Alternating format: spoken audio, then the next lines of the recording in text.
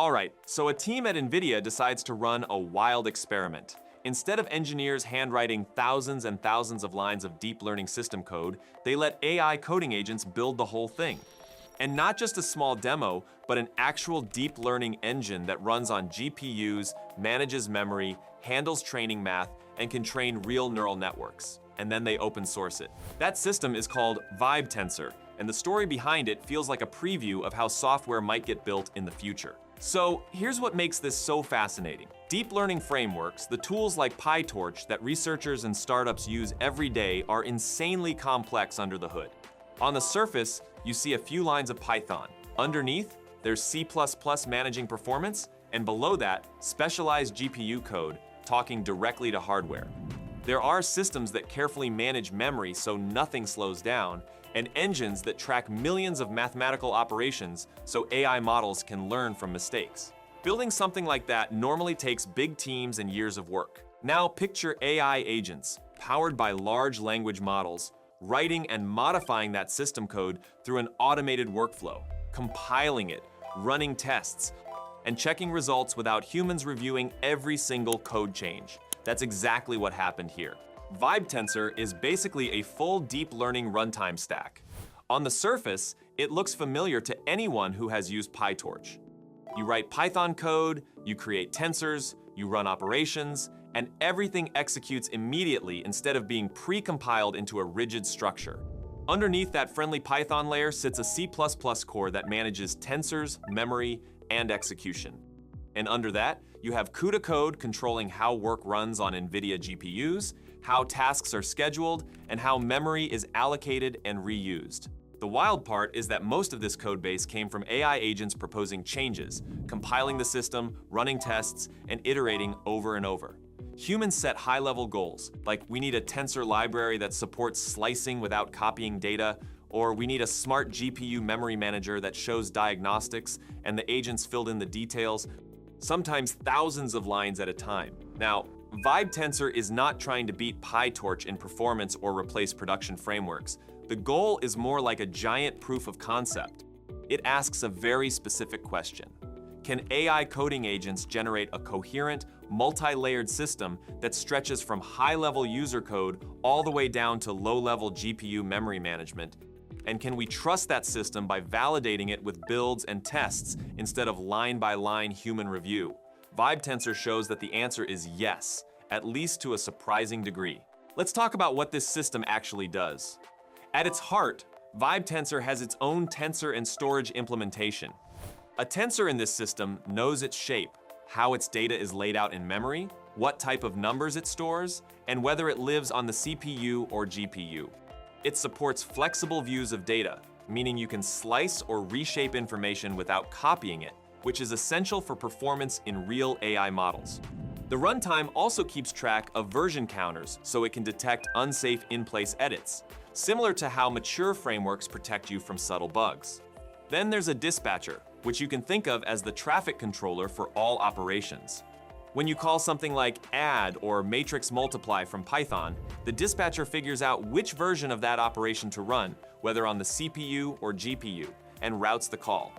It also wraps operations with extra logic when needed, like hooking them into the training system. This is deep system plumbing, and the fact that AI agents wired up a functioning dispatcher that connects multiple layers of the stack is already impressive. On top of that sits a reverse mode autograd engine. This is the part that makes neural networks trainable. Every time you run a forward pass through a model, this engine quietly records how outputs depend on inputs. Later, during the backward pass, it walks that chain in reverse and computes gradients, which tell the model how to adjust itself to get better. VibeTensor even experiments with multi-device setups, where gradients can flow across different GPUs working together. Alright, now quick break for a short detour. If you work with AI a lot and end up jumping between different models just to see which one actually fits a task, today's sponsor Mammoth makes that whole workflow much easier. Mammoth brings most of the major AI models into one place. Claude, GPT, Gemini, Llama, Mistral, Grok, DeepSeek, Perplexity for deep research,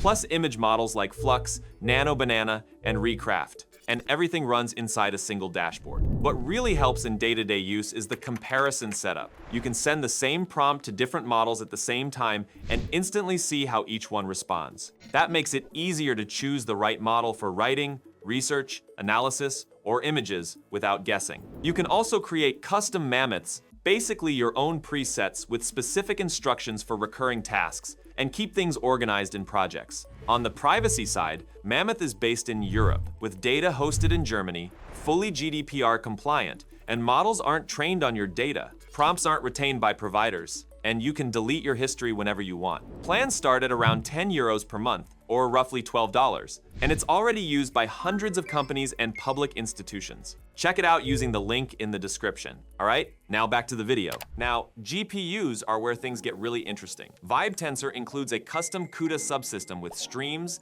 events, and support for CUDA graphs. In simple terms, this means the system can organize GPU work efficiently and even record sequences of operations to replay them faster later. The system also has a smart memory allocator designed specifically for GPU workloads. Instead of constantly asking the GPU for new memory and slowing things down, it reuses memory in safe ways and keeps detailed statistics so developers can see how memory usage changes over time. All of this was stitched together through an AI-assisted workflow. The agents would propose code, build the project, run unit tests in both C++ and Python, and compare results against trusted systems like PyTorch. If a change passed the checks, it stayed. If something broke, the agents iterated and tried again. Humans guided priorities and reviewed high-level direction, but the day-to-day code review was largely replaced by automated validation. The development process surfaced some very real system-level bugs. GPU kernels would crash because they exceeded hardware limits. Numerical errors would appear because of subtle math differences, like using the wrong formula in a stability trick. Training loops would suddenly diverge because a GPU buffer somewhere had been reused without proper initialization. Each time, the workflow responded by adding targeted regression tests and rerunning everything, slowly making the system more robust. VibeTensor also comes with an AI-generated kernel suite. These are specialized GPU routines for tasks like layer normalization, rotary embeddings, and attention building blocks of modern AI models. Benchmarks compare these kernels against PyTorch baselines, sometimes showing big speedups in specific situations. For example, certain normalization and embedding routines run several times faster than the reference versions. Attention shows a more mixed story, with gains in some large training setups and slower performance in smaller workloads. That variability highlights how performance depends heavily on hardware details and careful tuning. Beyond small tests, the team ran full training loops to see if everything works together. They trained a small transformer on a sequence reversal task, a vision transformer on the CFAR10 dataset, and a mini GPT-style model on Shakespeare text. On both Hopper and newer Blackwell GPUs, VibeTensor showed the same kind of learning curves as PyTorch. Loss decreased, accuracy improved, and text models became more coherent. That tells us the core pieces, tensors, autograd, optimizers, and GPU execution work together in realistic training. Performance is slower, sometimes by a noticeable margin, which is expected for a prototype, but functional correctness at that scale is a big milestone. They even experimented with multi-GPU training using an experimental subsystem called Fabric and a custom communication plugin built with Cutlass. This plugin is more of a research example than a replacement for production systems like NCCL, but it still managed to scale training across multiple GPUs with increasing throughput. That shows cross-device communication paths are wired up end to end. One of the most interesting lessons from this whole project is something the authors call a Frankenstein composition effect. Individual subsystems can look perfectly reasonable on their own, yet when you glue them together, you get unexpected global bottlenecks. In VibeTensor, certain safety-first design choices in the training engine and operation routing introduced hidden slowdowns.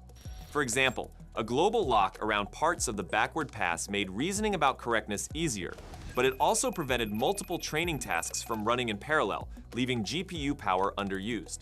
These kinds of emergent inefficiencies are exactly the sort of thing humans and tools will need to watch for as AI generates more complex systems. There are also clear limitations. The API surface is incomplete compared to PyTorch. Many operations and distributed features are missing or only partially implemented. Performance tuning is minimal. The code sometimes shows inconsistent styles and redundant layers, which are typical side effects of machine-generated software. The authors openly position VibeTensor as a research and educational project, not something to deploy in production. Still, the significance of this project goes beyond raw speed. VibeTensor acts like a living laboratory for AI-assisted software engineering. It gives researchers and developers a real, complex codebase to study how AI agents behave when building systems that span languages, abstraction layers, and hardware interfaces. It also highlights how crucial testing, comparisons against trusted systems, and reproducible benchmarks become when humans are no longer reading every line of code. From a broader perspective, this feels like an early glimpse of a new workflow. Engineers define goals and constraints. AI agents explore the solution space at scale, writing code, running builds, and validating behavior. Humans step in at the architectural and conceptual level, steering direction and interpreting results. The combination can produce surprisingly sophisticated systems in far less time than traditional teams might need. So when you hear AI just built its own deep learning engine, it's not hype about a magical sentient programmer. It's a real demonstration that modern AI systems, guided carefully and boxed in by strong validation, can generate complex, layered system software that actually runs, trains, models, and talks directly to GPUs. All right, tell me what you think down in the comments. If you like big AI stories explained in a way that actually makes sense, subscribe and hit like so this reaches more people. Thanks for watching, and I'll catch you in the next one.